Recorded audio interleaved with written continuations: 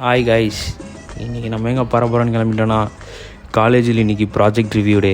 அதான் காலை உணவை சாப்பிட்டு சன்ஸ்க்ரீன் அப்ளை பண்ணிட்டு, சன்ஸ்க்ரீன் வந்து முக்கியம் கைஸ், சன்ஸ்க்ரீன் யூஸ் பண்ணிக்கோங்க. அப்படியே வீட்டில் இருந்து ஒரு வாக்கிங்கை போட்டு வண்டி எடுக்க போயிட்டோம்.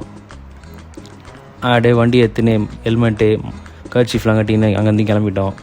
போகிற வழியில் மெட்ரோ வேலைகள் நடந்து கொண்டு இருக்குது. அதை பார்த்துட்டு போகிற வழியில் நம்ம நண்பர் ஒருத்தரை கூட்டிகிட்டு போனோம். இதோ இவர் தான் நம்ம நண்பர் ஹரி. ஹரி அண்ணன் யார் தெரியுமா? அப்படியே அவரை அழைச்சிட்டு மல்பெரியில் அட்டி உள்ளான்னு மல்பெரிக்கு போயிட்டாங்க ஐஸ்.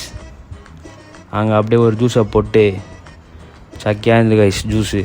இந்த கிளைமேட்டுக்கும் சாத்துக்குடி ஜூஸு மஜாவாக இருந்துச்சு. அப்படியே அங்கேருந்து ஒரு வாக்கிங்கை போட்டு காலேஜ் உள்ள போயிட்டோம்.